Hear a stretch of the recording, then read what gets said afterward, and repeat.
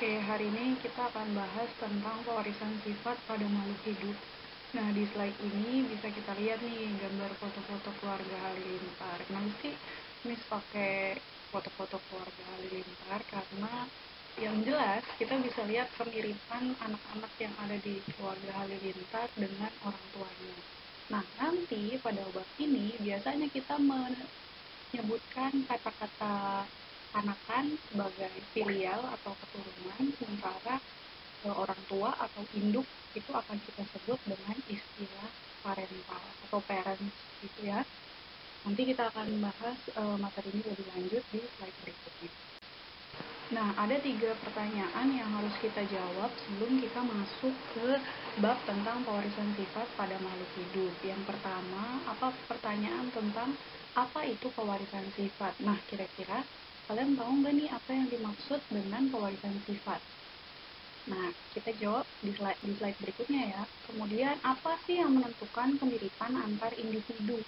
Kenapa sih kakak dan adik itu bisa mirip wajahnya gitu loh. Dan yang ketiga, bagaimana cara pewarisan sifat dari orang tua atau parental tadi ke anak-anak. Jadi, pada bab ini kita akan membahas 3 pertanyaan di atas. Jadi 1, apa itu pewarisan sifat? Yang kedua, apa yang menentukan kemiripan sifat? Dan bagaimana cara pewarisan sifat dari indukan ke anakan.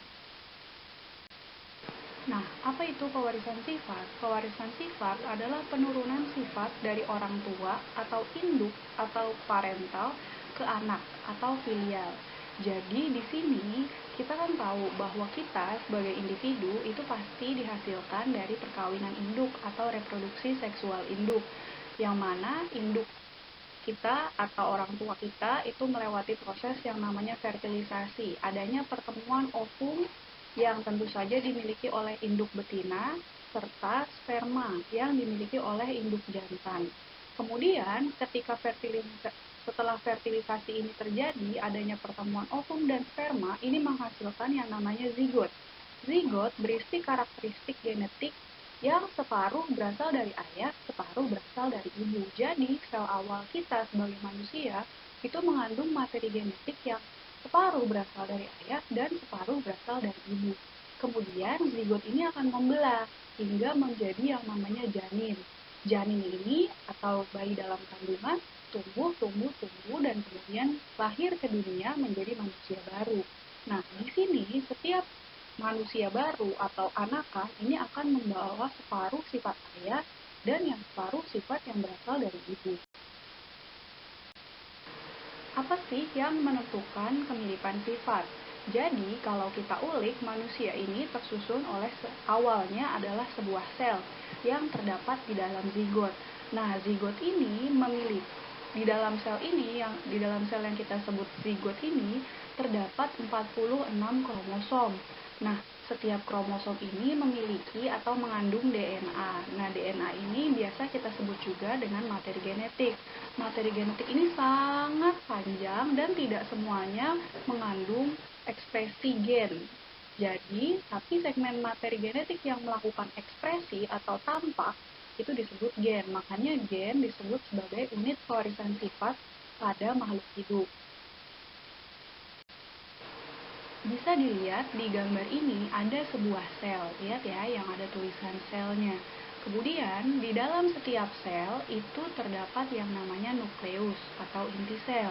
Di dalam nukleus ini terdapat struktur-struktur yang bentuknya silang-silang, bentuk X. Nah, X ini disebut kromosom. Apabila kromosom kita urai, struktur ini akan memiliki benang-benang yang sangat panjang yang dinamakan dengan DNA. Bagian-bagian DNA yang menghasilkan suatu sifat, misalkan contoh hidung mancung, atau yang berikutnya kulit putih, yang berikutnya rambut keriting. Nah, bagian-bagian yang menghasilkan sifat seperti itu disebut dengan gen.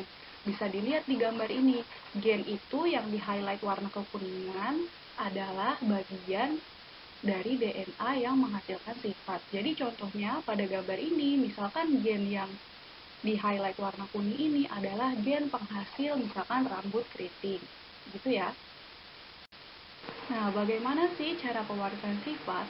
Jadi, sejarahnya, cara pewarisan sifat pertama ini diketahui oleh Johannes Gregor Mendel atau biasa kita panggil dengan Mendel. Mendel dianugerahi dengan titel atau julukan Bapak Hereditas. Kenapa? Karena Mendel lah yang pertama mengetahui aturan pewarisan sifat. Jadi, sejarahnya Mendel ini adalah anak seorang eh, namanya petani anggrek. Jadi pada waktu itu ayahnya beliau adalah petani anggrek yang terkemuka. Jadi Mendel dari kecil sudah belajar bagaimana cara menyilangkan anggrek-anggrek tersebut.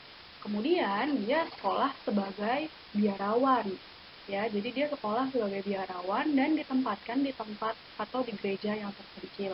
Karena dia kurang kerjaan kali ya, akhirnya dia iseng maksudnya dia menyilangkan kacang ercis. Jadi percobaannya adalah menggunakan kacang ercis, dia menyilangkannya. Kemudian setelah 7 tahun percobaan, Mendel menemukan bahwasannya hasil dari percobaan ercis-ercis itu bisa dihitung gitu. Jadi Mendel kemudian merumuskan aturan pewarisan sifat yang dikenal dengan dua jenis, yaitu hukum Mendel 1 yang kemudian akan kita lebih sebut dengan istilah persilangan monohibrid, dan yang berikutnya adalah hukum Mendel 2 yang biasa kita sebut dengan persilangan dihibrid. Nah, sebelum kita lanjut ke persilangan monohibrid dan dihibrid, terlebih dahulu saya akan menjelaskan tentang pengertian-pengertian atau istilah-istilah yang biasa muncul dalam penulisan pewarisan sifat atau persilangan. Kenapa? Karena nanti ketika kita mulai menyelami atau melakukan persilangan seperti yang biasa dilakukan Mendel, kita akan menemukan banyak sekali istilah. Makanya kita akan mulai dengan pengertian istilah-istilah dalam penulisan pewarisan sifat. Yang pertama ada fenotip. Fenotip ini adalah sifat tampak yang ditemukan di setiap organisme. Contoh misalkan kalau ambil contoh Saskia. Saskia itu pipinya cabi. Nah, itu adalah sifat yang bisa kita lihat. Kemudian kita ambil contoh misalkan Simon. Simon itu tinggi, misalkan kayak gitu. Jadi fenotip ini yang sifat ketika kita lihat kita tahu nih, oh dia orangnya begini, si A orangnya ganteng, cantik, putih, hidungnya pesek misalkan seperti itu. Jadi fenotip adalah sifat luar. Kebalikannya, lawan dari fenotip adalah genotip atau sifat yang tidak tampak atau tidak kita ketahui. Jadi contohnya misalkan, oh kalau kita lihat misalkan Simon gennya tinggi, kira-kira susunan gen Simon yang menyebabkan dia tinggi itu seperti apa ya? Nah, kita sulit menentukan sifat genotip sampai kemudian kita melakukan tes DNA pada Simon. Tapi lagi-lagi tes DNA tidak aksesibel atau tidak dapat diakses oleh semua orang. Jadi, untuk menentukan sifat genotip ini cenderung lebih susah dibandingkan menentukan sifat fenotip. Yang berikutnya ada istilah parental. Kalau parental gampang ya, ingat aja parent yang berarti induk. Yang berikutnya ada istilah filial. Filial ini adalah istilah untuk keturunan atau yang biasa disebut dengan anakan. Nah, kemudian nanti ada sifat dominan. Sifat dominan adalah sifat yang menutupi sifat resesif. Jadi dia adalah sifat yang kuat, ditulis dengan huruf kapital. Contoh, misalkan ada orang yang tinggi, kita akan ambil huruf depannya T, berarti dia harus dituliskan sifat T tinggi ini dengan huruf besar karena dia dominan. Jadi contoh penulisannya adalah T besar. Yang berikutnya, lawan dari sifat dominan adalah sifat resesif. Sifat resesif ini adalah sifat yang akan tertutupi oleh sifat dominan. Dia ditulis dengan huruf biasa. Contohnya misalkan lawan dari pendek adalah, nah lawan dari tinggi kan pendek ya, makanya sifat pendek ini akan tertutupi oleh sifat tinggi. Biasanya makanya pendek tidak dituliskan dengan huruf P kecil, tapi dengan menggunakan T kecil, karena sifat pendek adalah lawan dari sifat tinggi. Nah, yang berikutnya istilah-istilah dalam pewarisan sifat, slide berikutnya adalah alel. Alel ini pasangan gen. Jadi gen di dalam tubuh kita ini berada berpasang-pasangan. Alel terdapat 3 jenis alel. Yang pertama adalah alel homozigot dominan. Berarti ini adalah alel-alel yang mengandung sifat dominan. Biasa ditulis misalkan A besar, A besar. Kemudian ada alel homozigot resesif, berarti ini juga adalah alel yang berpasangan sifat resesif, makanya ditulis dengan A kecil, A kecil. Dan yang berikutnya adalah alel heterozigot, berarti ini alel campuran, atau kalau saya biasa menyebutnya dengan istilah alel alay. Kenapa? Karena hurufnya besar kecil gitu ya. Ada A besar dan disandingkan dengan A kecil, jadi campuran sifatnya. Kemudian nanti kita akan belajar tentang persilangan monohibrid. Kenapa sih namanya persilangan monohibrid? Karena persilangan monohibrid adalah persilangan dengan satu pasang sifat beda. Contohnya kita menyilangkan organisme yang tinggi dengan organisme yang pendek. Nah, sifat tinggi dan pendek ini satu pasang sifat yang berbeda. Gitu ya, jadi satu pasang berarti ada dua sifat. Atau contohnya adalah kita menyilangkan organisme dengan bulu kasar dengan bulu halus. Nah, berarti kasar dan halus ini adalah sepasang sifat beda. Beranjak ke istilah berikutnya yaitu persilangan dihibrid. Persilangan dihibrid adalah persilangan dengan dua pasang sifat beda. Jadi total kita punya 4 sifat yang berbeda. Tinggi disandingkan dengan pendek, kemudian kasar disandingkan dengan halus. Atau untuk contoh berikutnya misalkan kacang hijau dengan kacang yang kuning, atau kacang yang bertekstur dengan kacang yang halus gitu. Jadi total pada persilangan hibrid ada 4 pasang sifat beda. Jadi kalau kita masuk ke jenis persilangan, yang pertama ada persilangan monohibrid. Ya, persilangan monohibrid nanti ada dua jenis, yaitu persilangan monohibrid normal dan yang satu lagi adalah persilangan monohibrid intermediate. Tapi kita akan bahas yang ada di slide ini terlebih dahulu, yaitu tentang persilangan monohibrid normal. Nah, pada persilangan monohibrid normal, ini adalah persilangan yang melibatkan dua sifat beda. Jadi ada dua sifat, ada sepasang sifat, satu pasang, dua sifat ya. Dilihat di sini, ada sifat dominannya adalah warna merah, mawar warna merah. Jadi mawar yang punya fenotip merah dan disilangkan dengan sifat mawar yang warnanya putih. Nah, putih ini adalah sifat resesif ya. Jadi kalau yang merah dominan, yang putih resesif pada kasus persilangan ini.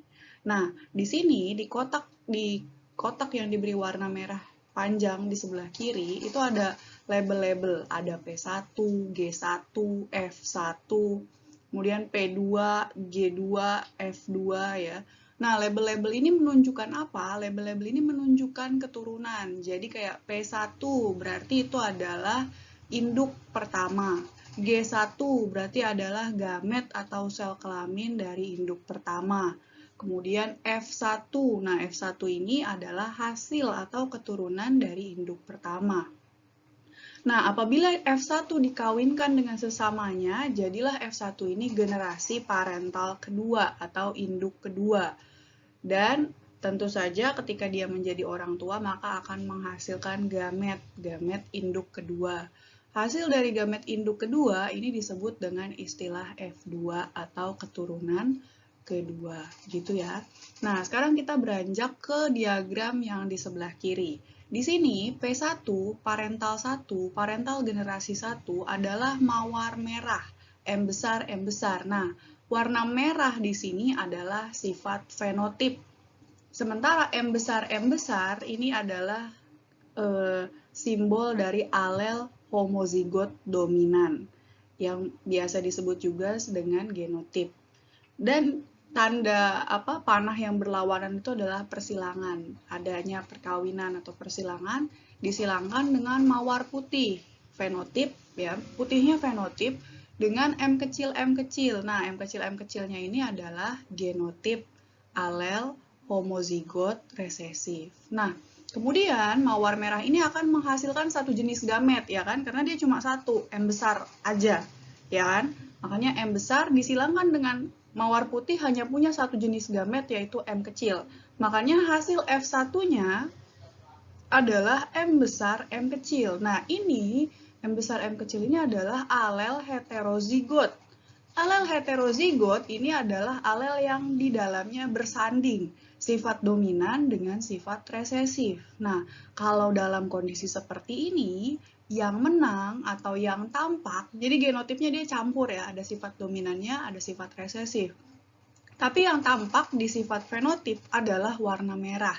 Kenapa? Karena warna merah ini adalah sifat dominan. Makanya ini disebut dengan istilah persilangan monohibrid normal, karena nanti ada pengecualiannya. Tapi sampai sini bisa dipahami ya. Nah, kemudian apabila dilakukan persilangan antara F1 dengan F1, jadi mawar merah yang alelnya heterozigot disilangkan dengan mawar merah yang alelnya heterozigot juga, P2, menjadi orang tua atau induk generasi kedua. Nah, di sini gamet dari generasi kedua ya bisa dilihat kan mawar merah itu dia tidak sepenuhnya dominan, ada sifat resesifnya di sana. Makanya mawar merahnya ini ada M besar dan M kecil. Jadi gametnya dari mawar merah yang heterozigot ini ada M besar dan M kecil. Nah, apabila digabungkan, dibuat kotak-kotak persilangan, itu namanya Punnett square atau papan catur. Di F2 akan didapatkan hasil, dilihat di kotak merah sebelah kanan ya, bahwasanya perbandingan genotip kita dapat lihat 4 genotip yang dihasilkan. Yang pertama ada satu jenis M besar berbanding dengan dua jenis M besar M kecil ya, kita bisa lihat ada M besar M kecilnya 2 jumlahnya di kotak yang warna pink biru itu. Dan ada satu M kecil, itu adalah perbandingan genotip atau gennya.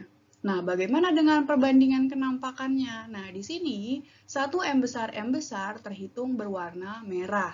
2 M besar M kecil juga berwarna merah. Makanya, kita akan mendapatkan 3 mawar yang warnanya merah dan 1 mawar yang warnanya putih.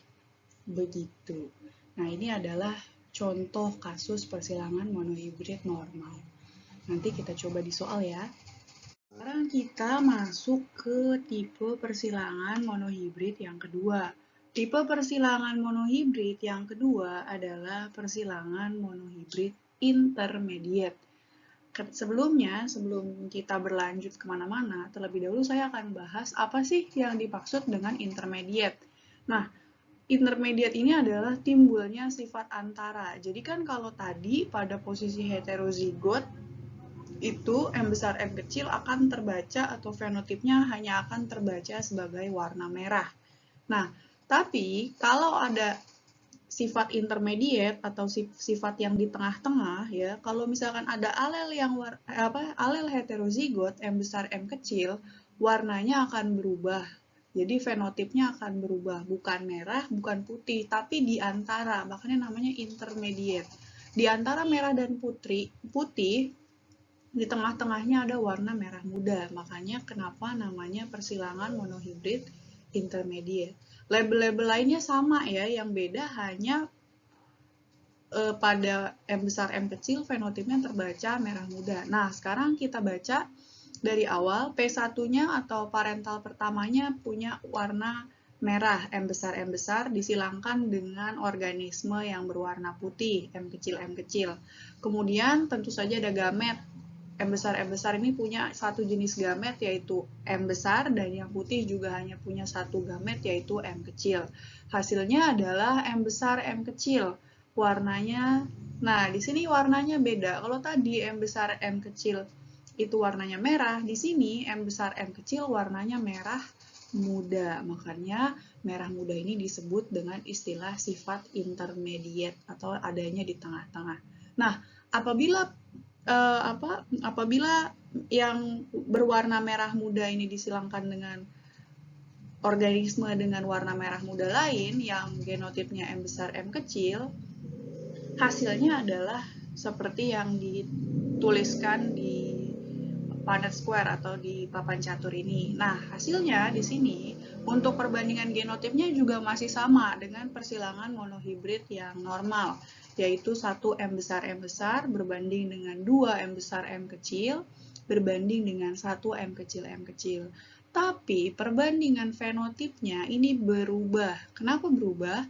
Karena kalau tadi satu M besar tetap merah. Tapi di sini 2 M besar M kecil bukan lagi warna merah, tetapi warna merah muda. Sehingga perbandingan fenotip pada persilangan monohibrid intermediate itu adalah 1 merah berbanding 2 merah muda berbanding 1 putih. Gitu.